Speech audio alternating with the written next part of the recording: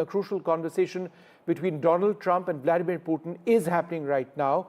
Trump says that he wants to end the war in Ukraine. Will Putin accept?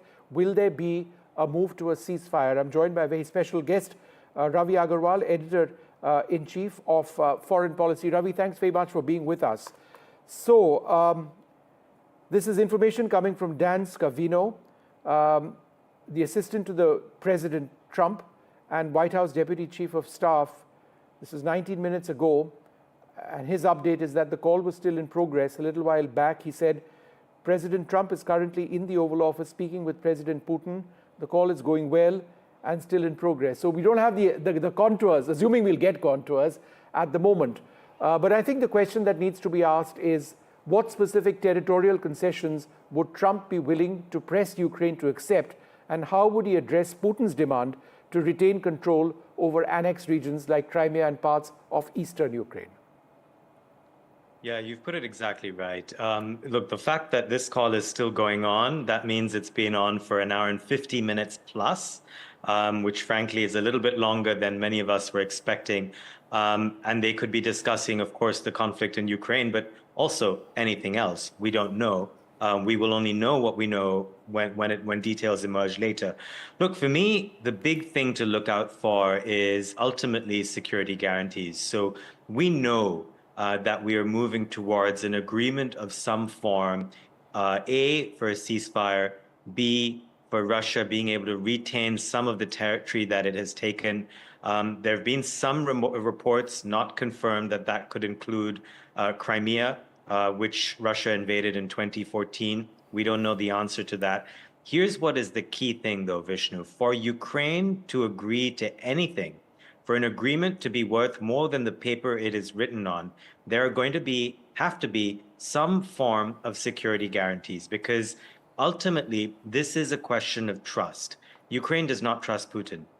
Europeans do not trust Putin. They have no reason to trust a person who's waged war on another country, for the last 3 years. Trump, however, has said he does trust Putin, and therein lies a fundamental transatlantic mismatch that will have to be bridged, and the Europeans will say the only way to bridge that is boots on the ground. Whose boots those are, who backstops them, how that all works out, that is going to be the fundamental question that many of us will be asking in the coming weeks. No, essentially, exactly. So how does Trump plan to enforce a ceasefire, given Putin's expressed skepticism about its monitoring and Ukraine's potential to use a truce to regroup militarily? Russia is not going to accept European boots on the ground. The Ukrainians themselves, they need to be kept away from the contact line. There shouldn't be physical contact or potential physical contact between Russian and Ukrainian soldiers. So who actually gets in? Because, Ravi, in my sense, Ravi, you can't do this without boots on the ground, right? You can't enforce a ceasefire without boots on the ground. Whose boots? The question is whose boots. So, there is a world in which some form of European troops or global peacekeeping troops, whether those are contributions from the UN or otherwise. Look, this has happened before in other conflicts around the world. Think about South Korea, the end of the Korean War, for example. Wars always end with two sides that have maximalist demands. They start to give up some of those demands. They make concessions, they negotiate, and an uneasy peace is first reached, and then security guarantees are put in place. So the fact that these talks are going on, I personally think is a positive, even though there is every reason to doubt whether Vladimir Putin has Ukraine's best intentions in mind. And also there is reason to doubt whether he is well positioned to negotiate with someone as experienced as Putin is in these particular matters. But leaving that all aside, this is moving in the right direction. We should all await details. The ultimate question is what Europe does in terms of ensuring that Ukraine gets to protect its boundaries and that Europe gets to ensure that Russia at a later date doesn't feel like it can wait for a year or two, rally its troops and support, build up its defense infrastructure, and then attack another part of Europe. So Europe has the most at stake here after Ukraine. They are going to want to try and enforce some of their boots on the ground. The question there, the other thing here, is that does that mean then that Article 5 of NATO, which means you attack one of us, you attack all of us, does that mean that Trump will defend the rest of Europe if they move some of their troops to Ukraine? Big question that needs answering. Isn't it also true that in terms of the International Commission, which is looking into Russian excesses in Ukraine, the United States has withdrawn from that, right? So if they have indeed done that, that is a massive, be something that reaches out to Putin. But where does that leave Ukraine?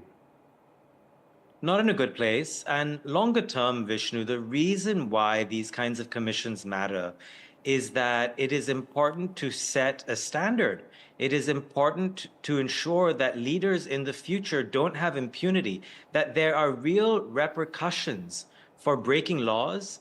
And certainly there are laws, and then there is the fundamental rule that has upheld the international order since the end of World War II, which is that you do not invade another sovereign nation. You do not cross interstate lines in that way without consequences. Were you to allow Putin to get away with this without consequences, if you are another authoritarian leader somewhere else with designs on someone else's territory, you then feel a little bit more emboldened. And look, the Trump administration, in as much as it has shown, shall we say, a lack of maybe interest in supporting Ukraine in the same way that the Biden administration did, and we can criticize the Biden administration for all we want, we do know that the Trump administration has one eye on China. And if this means that China, for example, feels more emboldened to act against, for example, Taiwan in the future, you can look to a moment like this and say that did we enforce the rules that we all agreed to abide by? Yeah, no, absolutely. Larger thoughts over there. Thanks, Ravi, very much for being with us. But I do see the link that you are drawing. We'll have to wait, I suppose, for the next little while. Expect a statement coming out from the White House sooner than later. I'm joined by Fred Weir from Russia. He's a senior journalist, a Russian affairs expert. I'm also joined by Olenia Tregub, the former director of the Ministry of Economic Development and Trade of Ukraine. Olenia, let me come to you first. In whatever is taking place now in this conversation, and whatever has been taking place, outside this conversation between America and Russia, is it your sense that Ukraine's voice is not being heard? Well, I think that Ukraine's voice has been clearly heard before when the president went to Washington. Of course, it is clear that the United States didn't like this voice. However, I think it is very clear for them that Ukraine has their own position, because their support for Ukrainian president after that incident in the Oval Office only grew. And society remains determined to protect the country. This is why no matter what Trump will talk to Putin with about now, Ukraine will still have a voice, because this is war between Russia and Ukraine. And it's not like you heard Marco Rubio, the Secretary of State, even made a controversial statement that this is a proxy war. If it's a proxy war, if America wanted, they could have probably stopped this war, but it's not, unfortunately, a proxy war. It's an imperial war of Russian Federation against Ukraine. And this is why for Ukrainians, it's existential war. We want to exist, we want to have our own country, so of course we will keep fighting. But Olena, the fact of the matter is that there will have to be territorial concessions if there is to be a peace, or you will keep fighting. Given the fact that America will not support that fight if Ukraine doesn't come to the table, do you have to now accept that parts of the east in Luhansk and Donetsk and the Crimea is essentially gone? Well, definitely it is very hard to get those territories back militarily. And everybody in Ukraine understands it. And there should be some agreement for those territories to be in a legal transition, in a demilitarized zone, or you may call it some other names. But the thing that now is being discussed, according to those leaks that we are hearing from American media, It's the fact that whether legally United States can recognize this territory as part of Russian Federation and even ask United Nations to do it.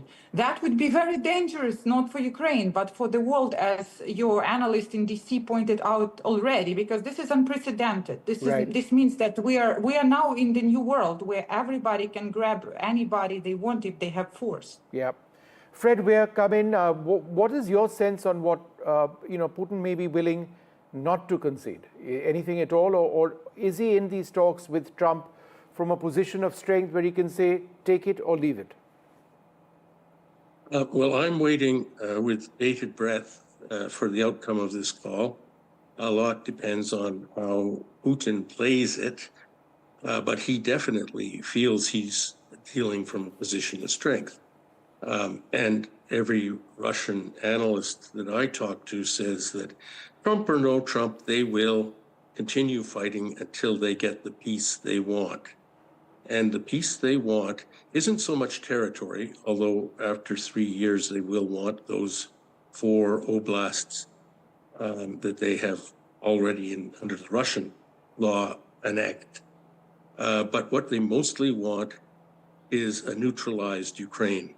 Not in NATO, but demilitarized and sort of within the Russian sphere of influence in the same way maybe that Finland was during the Cold War. This is in fact, far more important than territory for Russians. It is the type of Ukrainian state that emerges. And my sense is that they feel they're winning. The time is on their side. My own sense as a journalist stationed here all this time is that Russian society is consolidated behind the Kremlin on this point. The economy is humming along nicely, at least the consumer economy. I live in it. So they have the resources to continue fighting for as long as they need to get the peace that Putin outlines.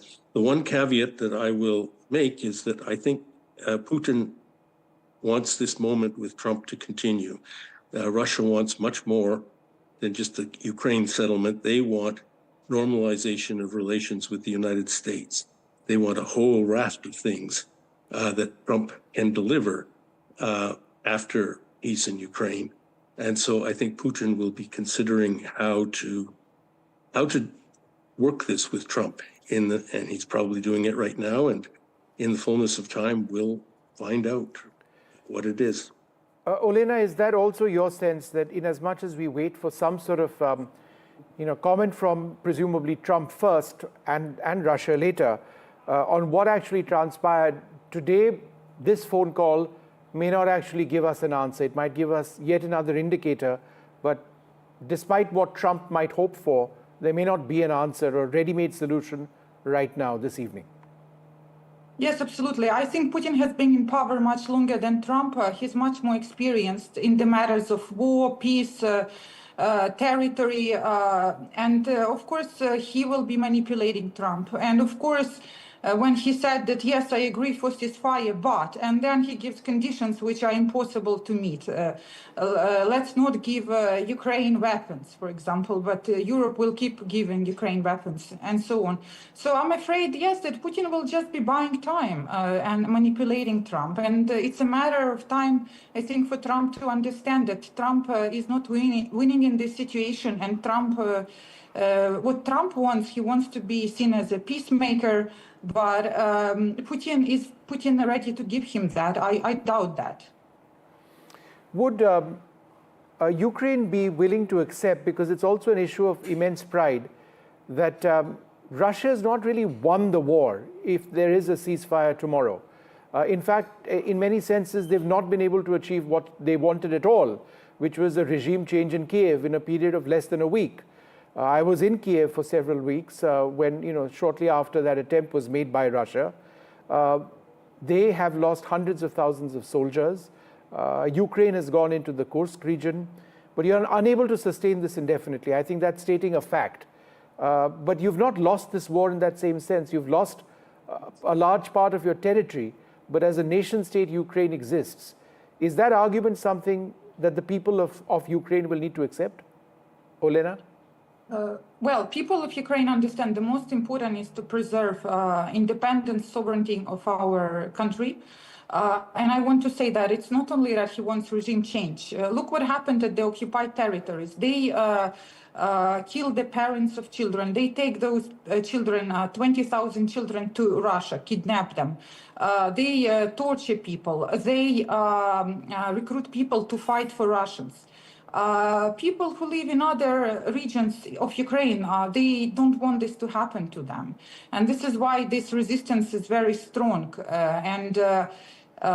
You think that the war will be over without US support, but absolutely it will not. And it will only lead to broader war, this current position that Trump took. So he needs to reconsider this, because it's not he's not talking about any peace. There is absolutely no prospect for peace according to what I can see right now. Yeah. All right, Olena, I do hope that there is a prospect for peace, and I do hope that Ukraine gets what it seeks out of all of this. And Fred, thank you as always for being with us.